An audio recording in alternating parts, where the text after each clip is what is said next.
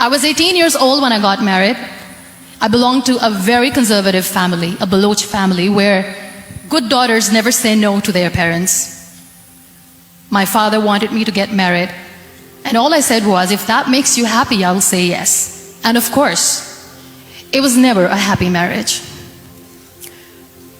Just about after 2 years of getting married, about 9 years ago, I met a car accident. Somehow my husband fell asleep and the car fell in the ditch. He managed to jump out, saved himself. I'm happy for him. But I stayed inside the car and I sustained a lot of injuries. The list is a bit long. Don't get scared. I'm perfectly fine now. Radius ulna of my right arm were fractured. The wrist was fractured. Shoulder bone and collarbone were fractured. My whole rib cage got fractured. And because of the rib cage injury, lungs and liver were badly injured. I couldn't breathe. I lost urinary bowel control. That's why I have to wear the bag wherever I go.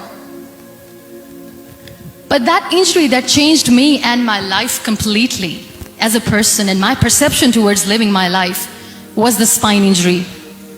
Many people came to rescue.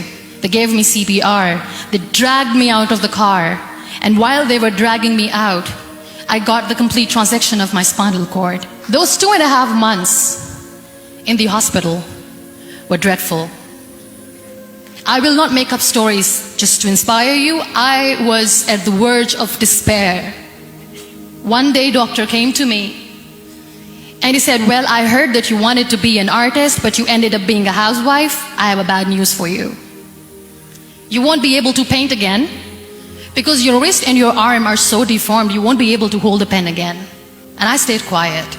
Next day, doctor came to me and said, your spine injury is so bad, you won't be able to walk again. I took a deep breath and I said, it's all right.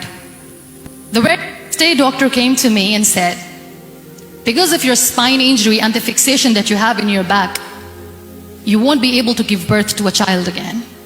That day, I was devastated. I still remember, I asked my mother, why me? And that is where I started to question my existence. Why am I even alive? My mother said to me, this too shall pass. God has a greater plan for you.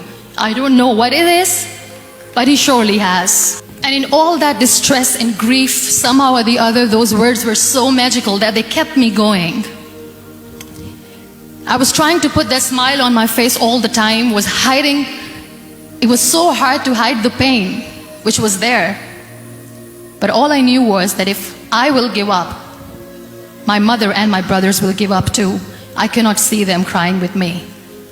So what kept me going was, one day I asked my brothers, I know I have a deformed hand, but I'm tired of looking at these white walls in the hospital and wearing these white scrubs. I'm getting tired of this. I want to add more colors to my life. I want to do something. Bring me some colors, bring me some small canvas. I want to paint. So the very first painting I made was on my deathbed, where I painted for the very first time. It was not just an art piece or just my passion. It was my therapy.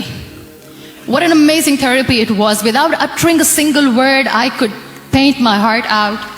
I could share my story. People used to come and say, what lovely painting. So much color. Nobody could see the grief in it. Only I could. And that day I decided that I'm going to live life for myself. I am not going to be that perfect person for someone. I am just going to take this moment and I will make it perfect for myself. And you know how it all began? That day I decided that I'm going to fight my fears. We all have fears. Fear of unknown, fear of known, fear of losing people, fear of losing health, money. We want to excel in career, we want to become famous, we want to get money. We are scared all the time.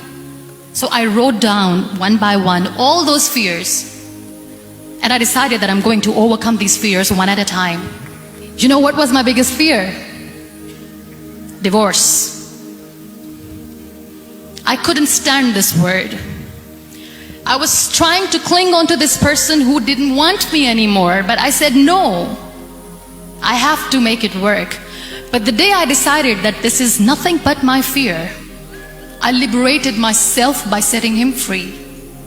And I made myself emotionally so strong that the day I got the news that he's getting married, I sent him a text that I'm so happy for you and I wish you all the best. And he knows that I pray for him today.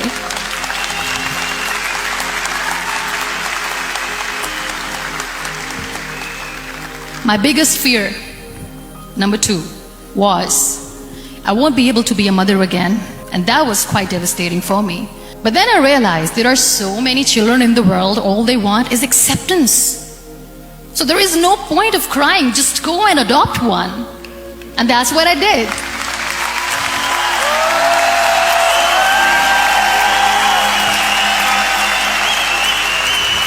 I gave my name in different organizations, different orphanages, and I waited patiently. 2 years later, I got this call from a very small city in Pakistan. I got a call and they said, "Are you Muniba Mazari? There is a baby boy and would you like to adopt?" And when I say yes, I could literally feel the labor pain. I said, yes, I am going to adopt him. I am coming to take him home.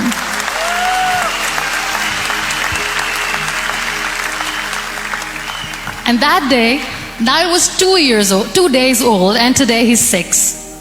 You know, when you end up being on the wheelchair, what's the most painful thing? That's another fear that people on the wheelchair or the people who are differently abled have in their hearts, but they never share. I'll share that with you. The lack of acceptance. People think that they will not be accepted by the people because we, in the world of perfect people, are imperfects. So I decided that instead of starting an NGO for disability awareness, which I know will not help anyone, I started to appear more in public. I started to paint. I always wanted to. I have done a lot of exhibitions. I'm Pakistan's first wheelchair-bound artist. I have done a lot of modeling campaigns, different campaigns for brands like Toni and Guy. I decided that I'm going to join the national TV of Pakistan as an anchor person. I became the National Goodwill Ambassador for UN Women Pakistan, and now I speak for the rights of women, children. We talk about inclusion, diversity, gender equality, which is a must. I was featured in BBC 100 Women for 2015. I'm one of the Forbes 30 under 30 for 2016. We have this amazing fantasy about life. This is how things should work. This is my plan. It should go as per my plan. If that doesn't happen, we give up. So my dear friends, let me tell you one thing. I never wanted to be on the wheelchair. Never thought of being on the wheelchair. I was always aspiring to do bigger things, but had no idea that for that I have to pay the price to be where I am today. It's a very heavy price. This life is a test and a trial, and tests or trials are never supposed to be easy. So when you're expecting ease from life, and life gives you lemons, then you make the lemonade, and then do not blame life for that, because you were expecting ease from a trial. Trials make you a stronger, better person. Life is a trial, and with time you realize that. It is okay to be scared. It is okay to cry. Everything is okay, but giving up should not be an option. They always say that failure is not an option. Failure should be an option, because when you fail, you get up, and then you fail, and then you get up, and that keeps you going. Embrace each and every breath that you are taking. Celebrate your life. Live it. Don't die before your death. Real happiness lies in gratitude. So be grateful, be alive, and live every moment.